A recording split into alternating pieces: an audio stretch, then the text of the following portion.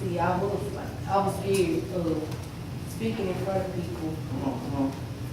But then I wanted to thank everybody that prayed for me. Yes. Because back then people, and to this day, people just were so mean to me. I was making fun of me, picking on me, telling me you can't do this, you can't do this, you ugly and all that, and leave me alone and get away from me, and why you here, and get out my face, and you can't help nobody. And that right there, that made my self-esteem real low. And I used to just sit there, I used to be quiet, and I used to do stuff for attention, and stuff, and I used to believe people. And then they just gave me a hate inside my heart. And then not even that, people would beat me down, and then evil spirits would beat me down. And when I tried to tell y'all before, they were like, don't get up there. What they gonna do? They can't get rid of me. Come on. And I had so many. I had 10. Come on. The first spirit was lying. Yeah. And the last one was depression. Yeah. And between them two, they just kept beating me down, beating me down. And then God's word just was like, just go up there. I got this. Let me just take control. And they was like, don't you do it. Because they can't get rid of me. And then after church, we're going to beat you down again. Then I got up. I was like, I'm going up here. Come on, that's it. Up there. And then I heard their voices, but I blanked out. And then I saw the spirits, and they were so deformed and ugly, and I was running. And I had to fight because they were trying to take over. And they was not letting me go. And I was just fighting and fighting.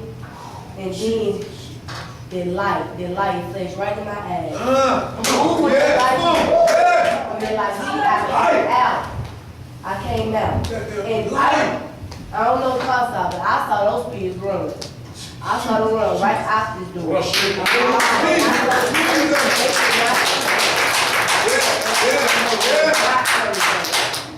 And then, because before I thought I was doing right. When I started doing right, then when I went to sleep, a great bearhead came. I was sitting right there in the grass. A great bearhead came. It said, you have to make a change.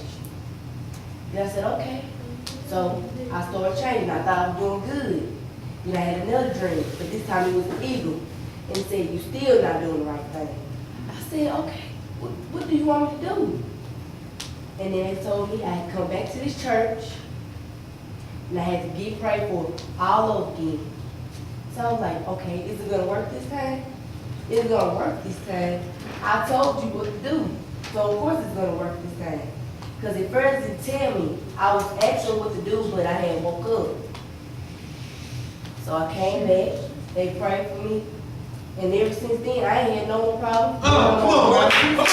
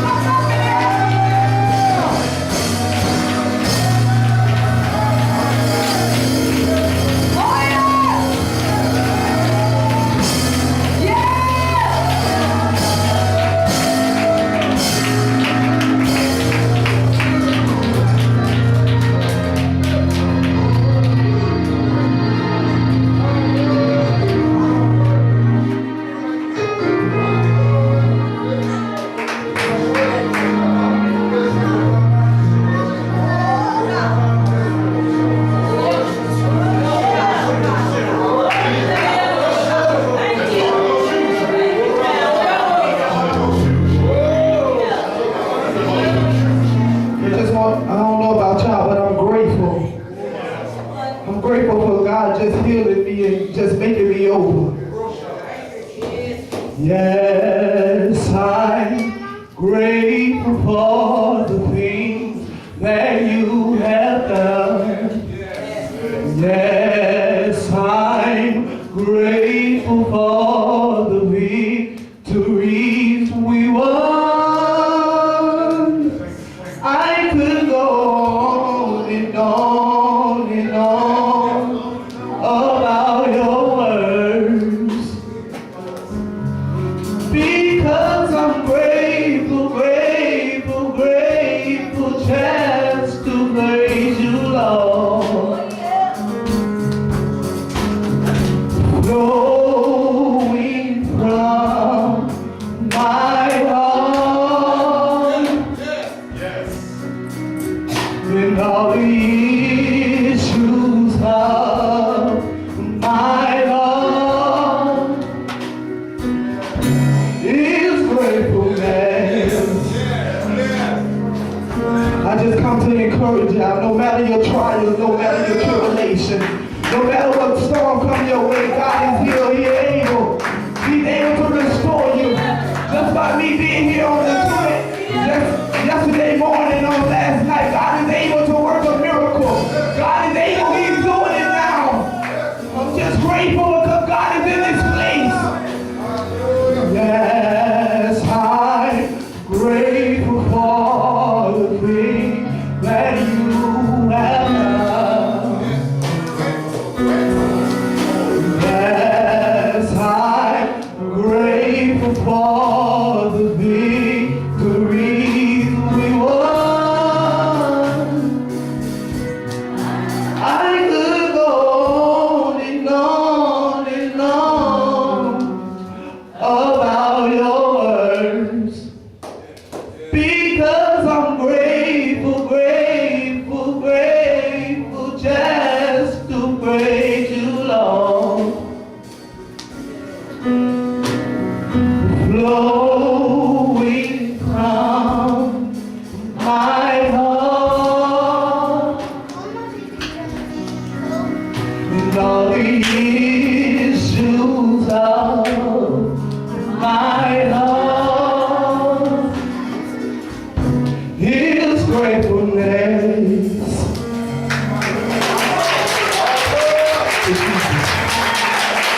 As the apostle comes, for the members of this church, for the ones who don't believe the Holy Ghost is real. Last night, the Holy Ghost exposed us last night. Everything that we went through from day one to now, it came out of his mouth. Everything that we done went through, it came out of his mouth. He don't know nothing about none of that from day one. He don't know none of that. Everything that we've been through, people trying to sneak in and get us. Talking about they want to build with us. They're trying to tear it down. He didn't know none of that. Take your seatbelt off today. Because the seatbelt kind of hold you down in your chair. Take your seatbelt off today. And let God have your way. Whatever you want to do, do it.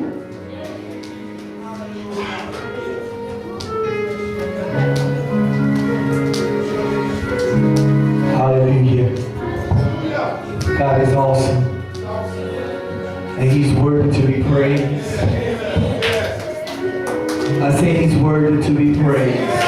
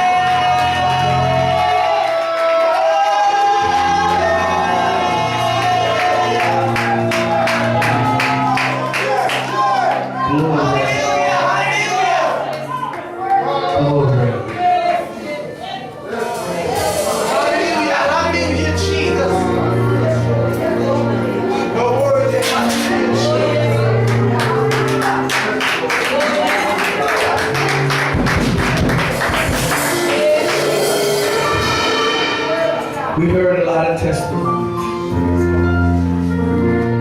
We heard people singing. We heard the praise team go. But I ask you a question. What are you coming here for? I want you to think about it. What you coming for? See, because if you didn't come expecting, you might as well leave out the door. Because guess what? I want the miracles and the signs to work. If you did not come just to see, we don't need you to come see. We just want you to go ahead and go about your business. Because I want the power of the Holy Ghost to manifest here today. See, it says that Jesus couldn't perform because they unbelief. He was the Almighty, they still couldn't perform because they unbelief. And we don't need no unbelief, we need believers. Because if you was here last night, and you was here the night before that, and you was here for the teaching, you understand why do we celebrate the way we celebrate. So why do we call on His name the way we call on His name? Why we shout glory and hallelujah?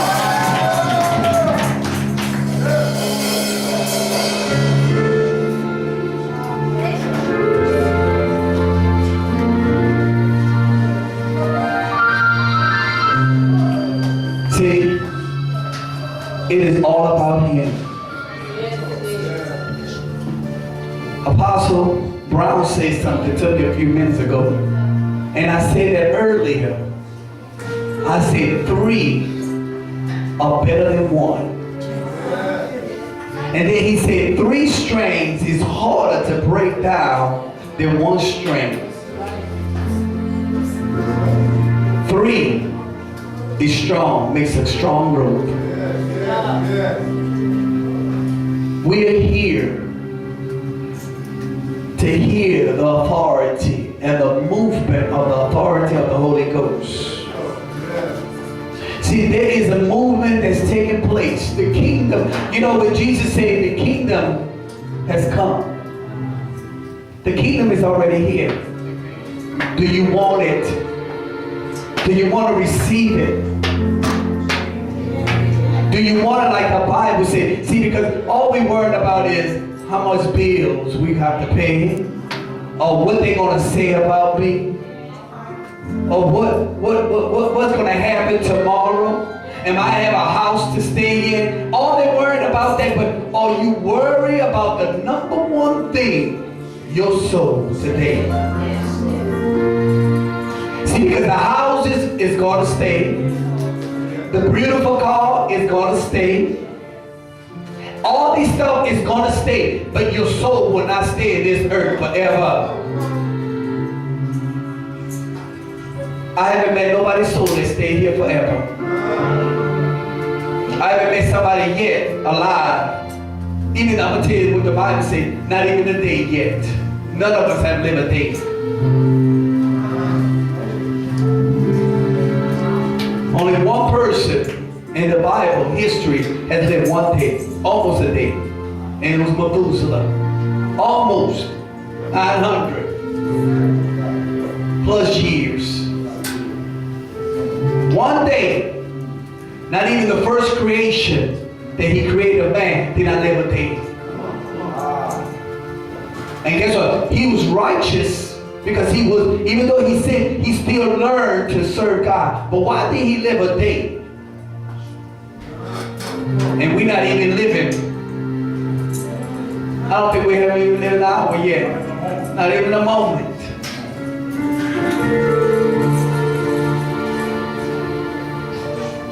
I love my God.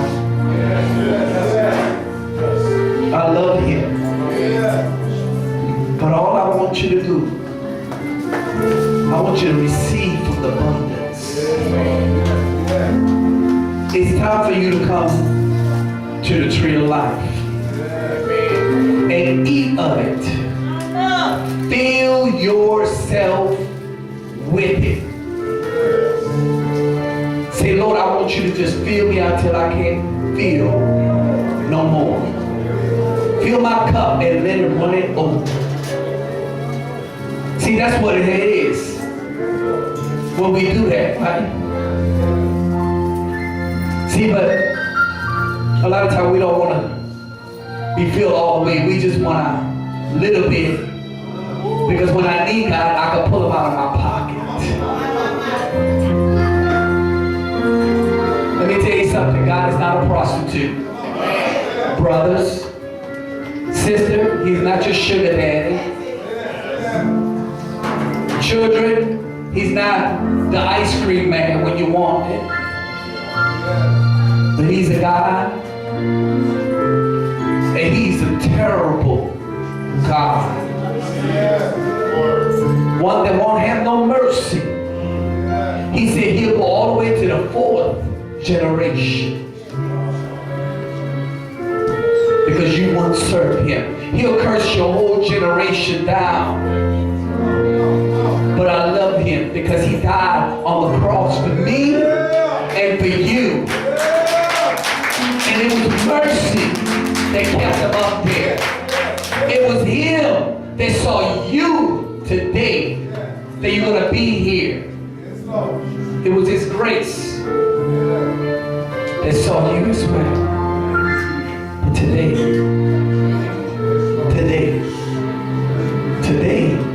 the day. I'm going to get this out the way because I want the man of God to bring his word. Just get your offering ready. Come on. Because guess what? I like the anointing to flow. Because I don't want to stop for no offering. I don't want to stop. And guess what happened? I want you to give greater. If you got $2 in your hand, grab $5 in your hand. I don't beg you for money. This church, no, I never beg nobody here for money. I just ask you to do it. Because I don't believe in begging people.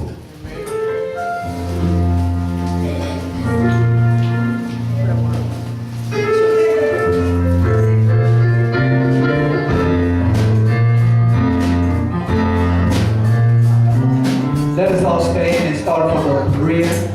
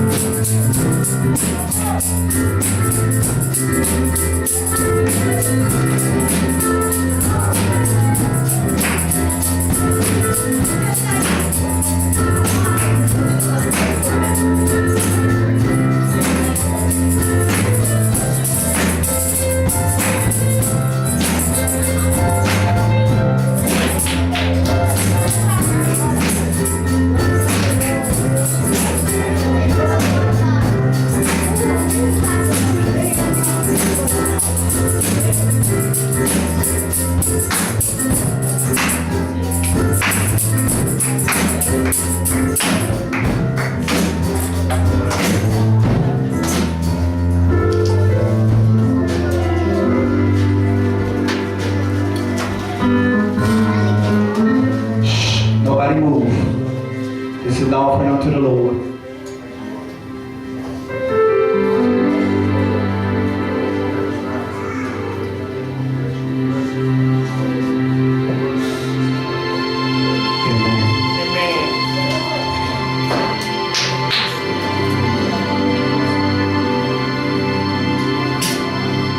Now, we got this out, right? Amen. The next thing we come in is bread of life. And the reason it is bread of life is because we need life. I don't want no one here leave out of here without receiving today. I want everybody to receive from the Lord. Because one of us may not live for tomorrow. But I want you to receive today from the Spirit. This young man that's coming, I call him young man because I'm young, we're the same age. that's coming here, that's been pouring out. Excuse me, we've all been pouring out, basically. Because we are collective. We work together as one whole beat as the Father does. But guess what happened? He's the oracle that is placed here. And I want you to receive what thus said the Lord today. Apostle Wade has come all the way from Savannah, Georgia. He's not around the corner. He don't know none of you, and you don't know of him. You only know what you hear from up here. I don't know your business, and he don't know it, and the other apostle don't know it. And if I know your business, guess what? I'm gonna step back, and I'm gonna let God use one of them to talk about your business. Amen? So I need everyone to stay.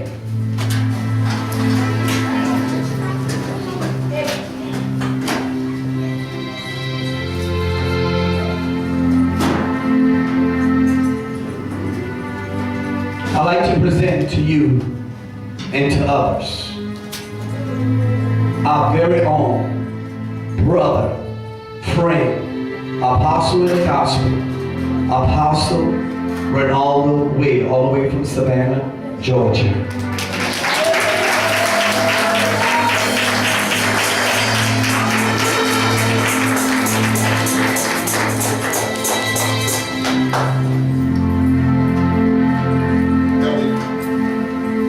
Heavenly Father, we thank you for this day that you have created. This is the day that you have made, and we will rejoice and be glad in it. Father, we thank you for your word. How good and how pleasant it is for brethren to dwell together in unity. We thank you, Heavenly Father, for being the El Shaddai, the El Elyon, our peace, our hope, our healer, our deliverer. You're everywhere. Father, we thank you for your only begotten Son who died on the cross for our sins. Buried in a borrowed tomb and resurrected by your power for the remission of our sins. We thank you for the gift of grace, the Holy Ghost, that teaches us all things and keeps us in remembrance of your word. We thank you for the shepherd and the shepherdess of this house who's been carrying your assignment to the T. Father, we'd like to say thank you.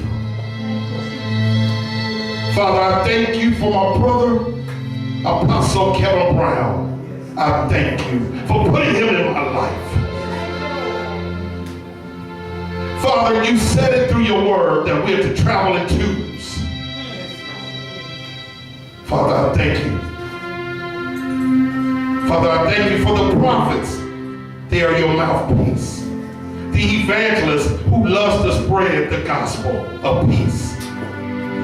The pastors who loves the church, married to the church. And the teachers who will only teach the unadulterated, uncompromising gospel.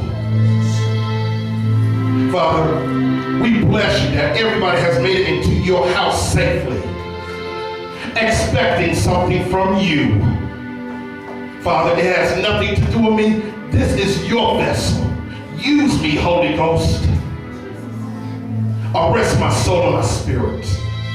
Place your hand over my mouth. Father, I only want to speak what you want me to tell your people today. Let the healing and restoration take place under the unction of the Holy Ghost, under the frequency of my voice. We give you glory, we give you honor, we give you praise. We are rejoicing now because it's already done.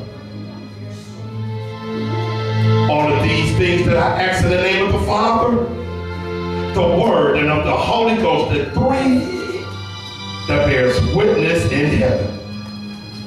Let the whole congregation, let us all say amen. Amen. And amen. You may please take your seats for one moment.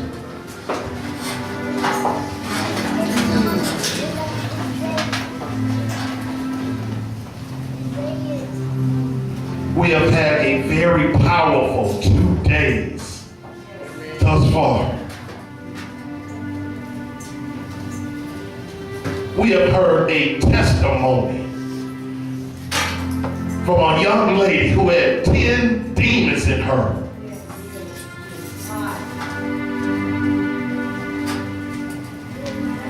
See, the church want to play church. When she told that testimony, it was real. This thing is real, people.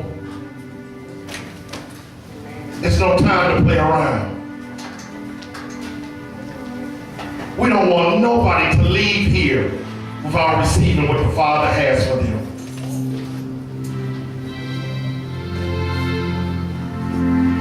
We thank the Father for the apostle and the prophet for being obedient to the Holy Ghost. That is so important. Obedience is better than sacrifice. But on today, we cannot leave you without making sure that everybody has received a reviving fire in their spirit. Please turn to the book of Genesis, chapter 35.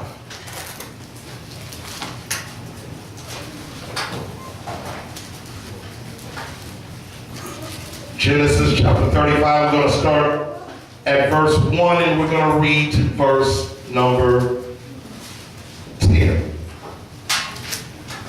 and part of 11.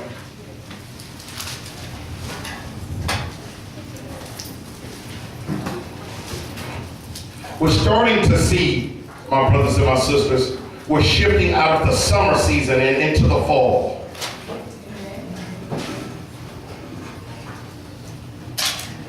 Whenever there's a new season, new things must take place. The old things have to fall back. In Genesis chapter 35, we're seeing a situation with Jacob. Jacob just got through having a confrontation with Laban. He said on things with Esau, his twin. And now he's going through another situation because his only daughter, Dinah, was raped. His first 2 seeds, Simeon and Levi, took matters upon their own hands to serve justice, killing everyone in that region of Shechem. My brothers and my sisters, when the word tells us vengeance is mine, says the Lord, believe in that. We got to stop taking matters into our own hands and giving it to Him. Now you have the power and the authority to speak into the atmosphere what needs to be done, but it's only going to be done by the will of the Father. Why is Jacob continuing to attract attention? Why is trouble, strife, fighting, and quarrels, why are they in his camp? We're going to read it today.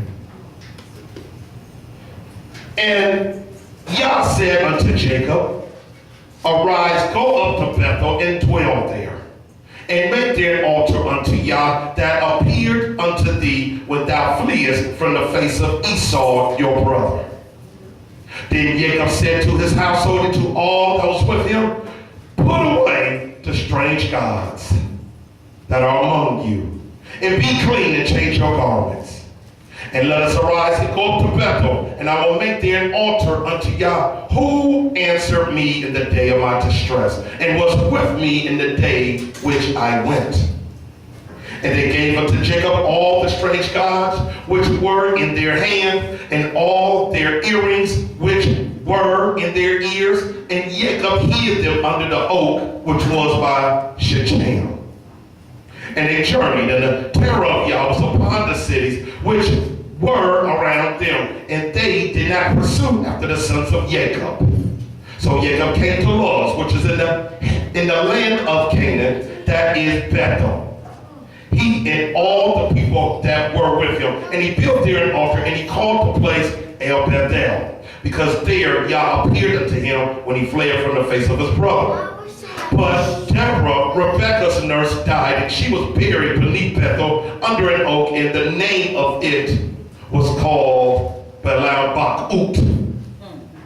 And Yah appeared unto Jacob again when he came out of Padan Aram and blessed him. And Yah said unto him, thy name is Jacob, thy name is not be called anymore Jacob, but Israel shall be thy name. And he called his name Israel.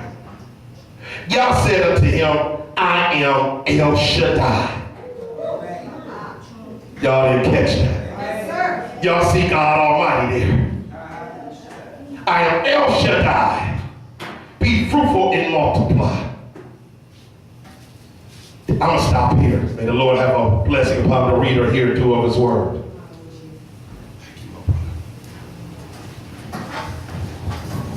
You can be seated, because you're going to be getting up in a few moments. Friday night we talked about the anointing process. Saturday we talked about, that was a good word last night, not to let the enemy frustrate your purpose.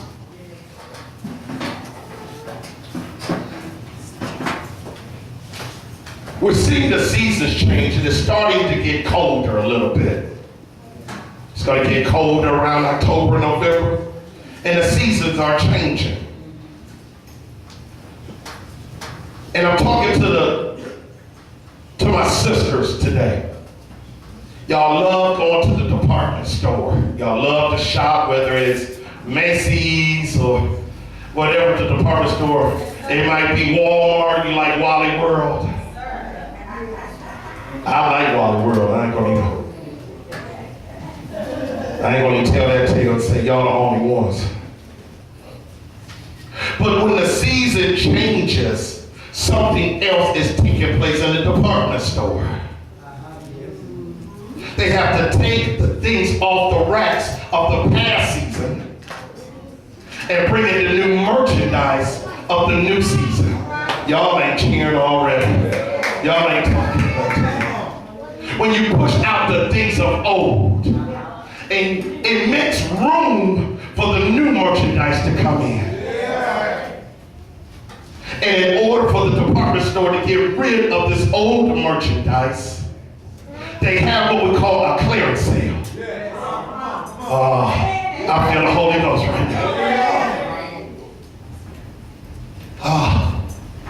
You have to clear things out of your life so the Holy Ghost can bring new merchandise of the kingdom in.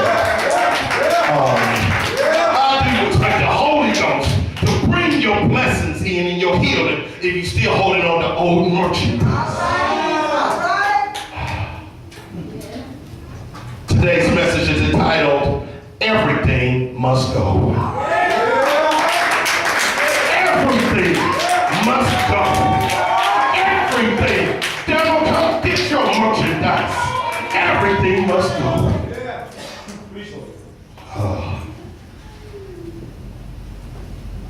God is telling Jacob, time for you to get up. Come into the house of the Lord. That's what Bethel means. Dwell here. Make it altar unto me. The Father always takes us back to the time when we first got saved or delivered. And he wants us to revisit because he wants to give you something. But he gives Jacob instructions. Jacob is doing the right thing, but his household is not.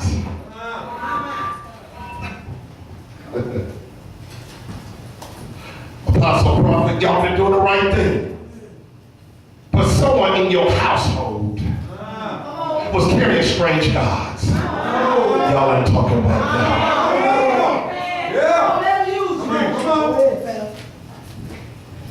The word of the Father tells me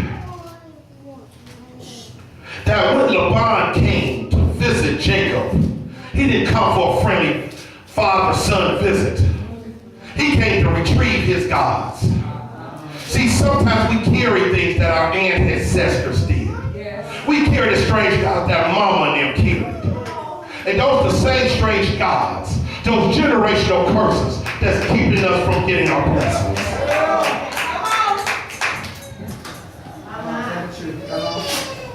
Now the word tells us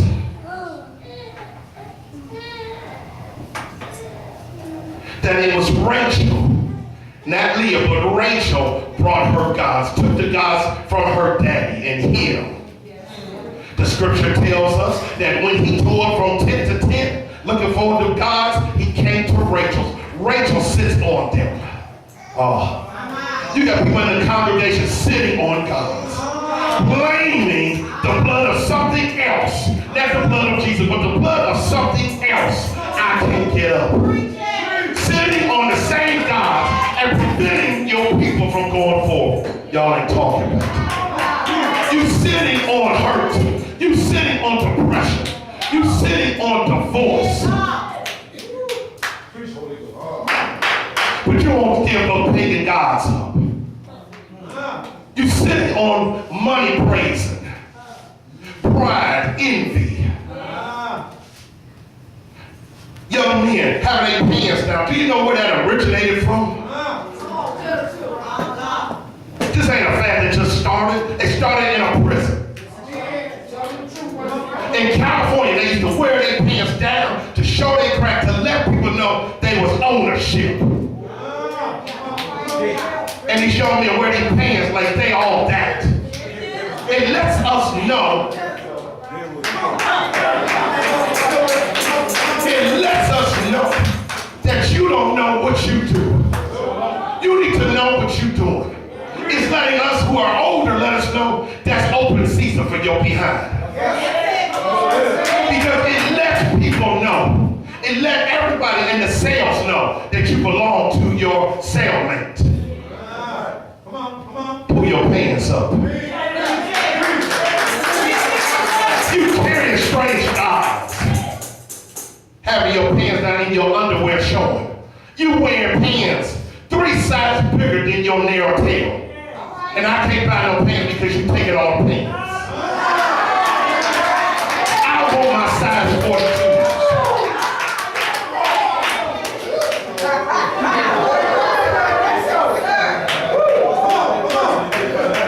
These young men are taking all of our merchandise. You wear something that don't even fit you. Everything must go. Young ladies, be a nurse or something when you grow up. Don't sit up here and say, I want to be a stripper like mama. Stop saying, I want to be a prostitute. That don't even fit you.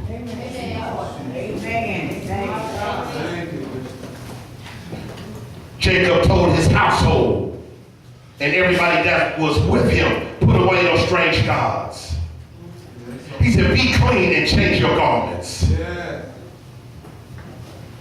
First of all, before you can receive the new merchandise of the Holy Ghost, you must put away those strange gods. Put them away for good. Stop trying to resurrect something that's dead. It says that be clean. The Holy Ghost has to wash you up. And then he says, change your garments. Change your attitude. Change your perception. Change your character. Change your wardrobe. The department store has what we call a fire sale. Everything must go. Come get it. Some of it they giving away. They even give out coupons to the VIP members. Y'all know who those are, right? When you are a continuous shopper at that particular store. And they punch up your information. And they know, oh yeah, she would love this. Let's give her some coupons so she can come in first. They have what they call a closed door open sale, which means that they close the doors and they open only to the VIP members.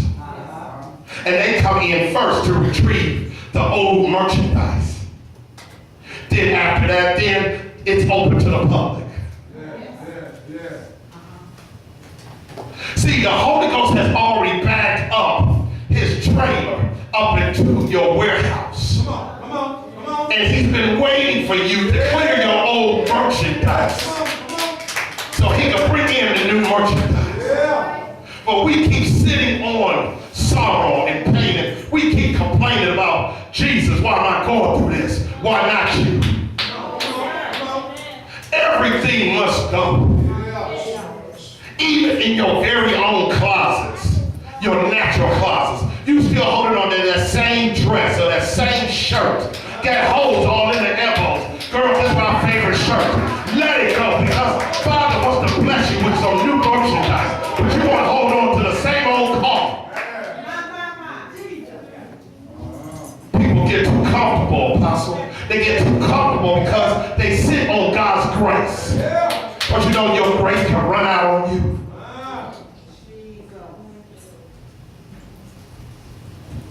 The church continuously keeps sitting the golden calf right at the altar.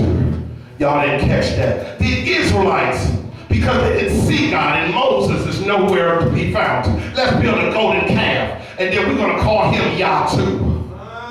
They took their earrings and they melted it down. Aaron just watching and letting him conduct his business. The word tells us Moses come down. Moses break the commandments because he's upset. Joshua said, man, what's going on? Look what Aaron did. He let the people do it.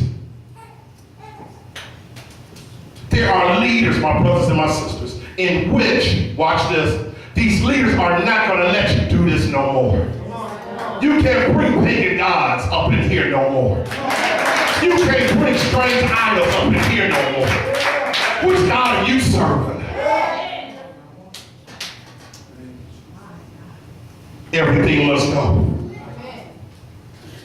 Kingdom Restoration Ministries is going to elevate into a higher level. But before we go, everything must go. You can't carry your past church hurt with us.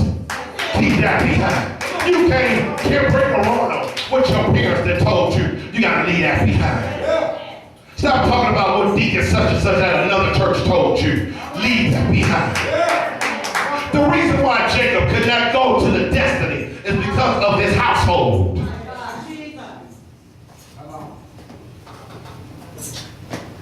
Once Jacob cleans his house, they brought all the strange gods, which were in their hand, and all their earrings, which were in their ears, and Jacob hid them. And they journeyed. See, when you give up the old merchandise, you don't go back to the old merchandise. Then your wilderness starts. So you bury it and you walk away from it. Jacob knew his destiny.